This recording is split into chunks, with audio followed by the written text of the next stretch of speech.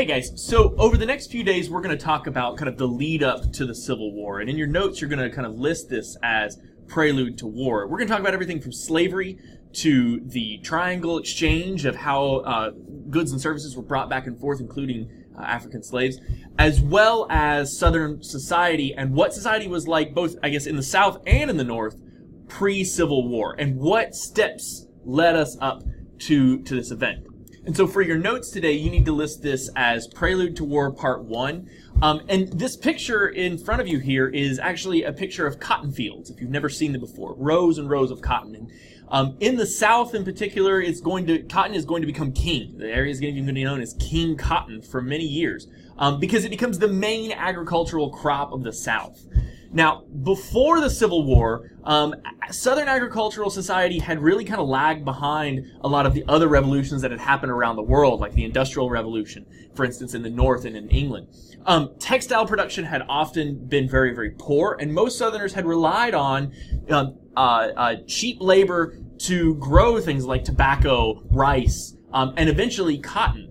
Cotton, though, wasn't very popular, and part of the reason why it wasn't very popular to grow was because it's very hard to process. You actually have to, once you pick the cotton itself, you have to pull the little seeds out of each part of the kind of the cotton bulb, and so it makes it a very difficult, very labor-intensive practice. Now, in many places, particularly throughout the South, slavery had actually started to kind of die out, and most of the founders don't want to deal with the issue of slavery because they don't want to create a problem. Then many of them, as we'll talk about later, called it a peculiar institution, which they thought would eventually kind of just pass away, like, your grandmother or time itself. Now, it's not until 1793 that cotton actually becomes an important viable crop, and it's because of a guy by the name of Eli Whitney, who's pictured here on the bottom. He creates what's known as the cotton gin. Many of you probably heard of that before. And it reduced the time spent processing cotton, which means it makes cotton a much more profitable commodity. Now, Eli Whitney's desire was to help aid and maybe even relax the amount of slavery that was going on in the South, because he thought, if I make this machine and I can lower the amount of lower the time spent producing cotton and processing it, well, then there'd be the need for less slaves. Actually, the exact opposite ends up happening. Most large Southern agricultural, like plantation owners, see this as an opportunity, and they say, if I get more slaves to pick more cotton, now I have the cotton gin to be able to grow, to be able to process that cotton even faster, and so now it really becomes a big cash crop. Before the cotton gin, one slave on average could pick about 50 pounds of cotton per day. By the end by the time cotton really becomes king, in 1791, for instance, there was 14,000 pounds of cotton produced. Just 9 years later, in 1800, there's 35 million pounds of cotton produced. So that really tells you what Eli Whitney's invention does for this kind of agricultural revolution in the South. It makes the South a very viable and important place. This is going to come into play when we talk about the Civil War, because one of the things the South tries to have happen is get international recognition from the British and the French, because they're so reliant on that cotton. And they hope that if they will embrace the South and see them as a new nation, as a true nation, then they will have recognition, and they'll do this because Europe doesn't want to lose its kind of pipeline to cotton, which is such a valuable commodity at this time. Now, one of the most important things to remember is that the vast majority of white Southerners own little to no slaves. Most, if they had a slave at all, was 1 to 2 house slaves or field hands that would work with them. But that does not mean that the most white Southerners did not find justification for why slavery was important, even for large plantation owners. There were two main kind of ideas of why slavery was important, not just because you needed to this free labor to grow these crops, but they thought we need a reason for why we have to have this system. One is what is known as the paternal system, or the paternal idea, and it's the idea that slave owners need to take care of an inferior race. This is a pretty controversial theory even back then, but the idea was that these former African slave, these now current African slaves, were basically a sub race from the rest of the white race, and it was important that these kind and benevolent plantation owners, look after and take care of their slaves. They give them a place to eat. They give them food to eat, or a place to live. food to eat, a shelter, protection, right? All these things that they could not have for themselves back in Africa. That's obviously a very misguided notion at best, and racist at worst, right? This idea that this group of people needs to be taken care of, that you're somehow kind of their father who needs to look out after them. The second justification was Christianization. And as Christianity begins to spread throughout the world, there are multiple accounts of whether it's Native Americans being Christianized, or people in South America being Christianized, right? As explorers have moved around the world, the same justification is used for slaves, that you need to somehow show the savages religion, show them this new idea of Christianity, and that will help convert them, right? Most people actually found African slavery more humane, surprisingly, than wage slavery, or what was known as indentured servitude. Indentured servitude is when, for instance, if you are over in Europe and you want to come to the colonies and live here, but you can't afford your own way, you would have somebody basically pay your way.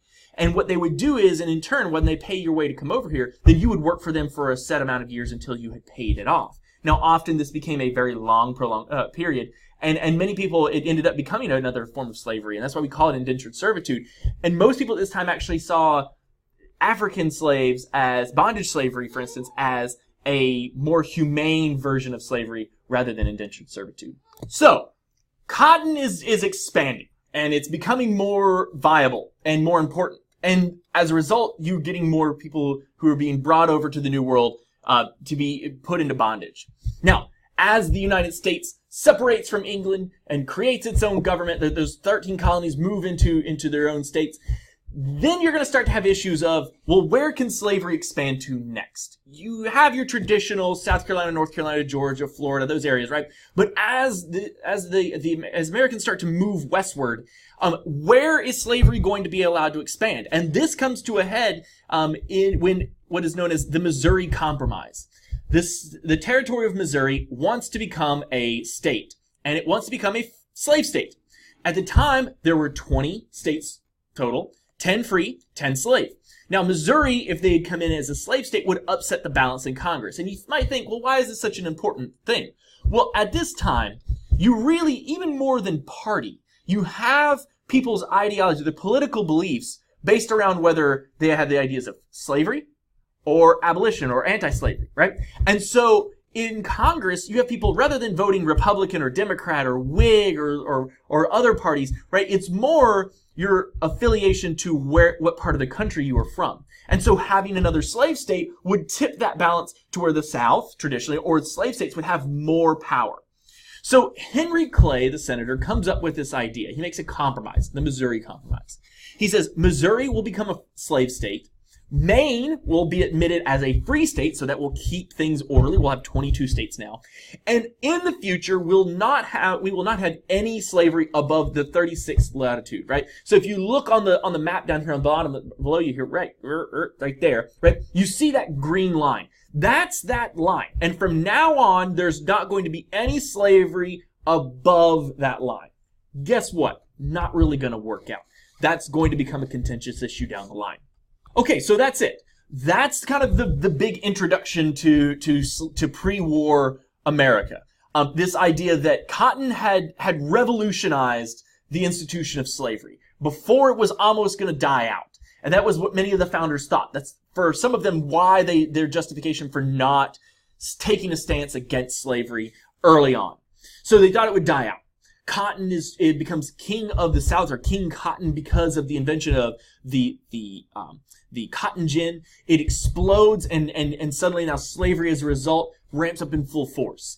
And you can already start to see the foundations of problems lying ahead. That's why this section was called Danger Ahead, in the Missouri Compromise. Because we're now, for the first time, seeing slavery as more of a political issue than it ever had been before. It always was under the surface. And there was always this question about whether we would have slavery forever, and whether it was right or it was wrong. But now you're starting to see people say, but wait, we have slavery where it is, but should it be allowed to expand?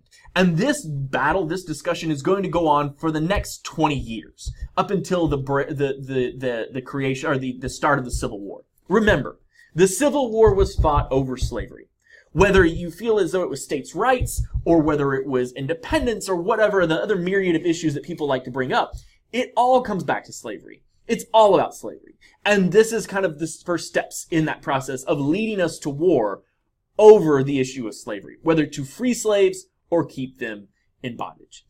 That's it. Make sure you have this in your notes, and make sure you fill out your Cornell notes where you pull some of this major information out. Things like Missouri Compromise, Eli Whitney, Cotton Gin. Those are going to be important things you're going to want to put on your left side. Any questions you have, make sure you add that too, and then complete the summary at the bottom of the page. All right? Until tomorrow, that is it. I will see you later. Have a great rest of your day. Bye-bye.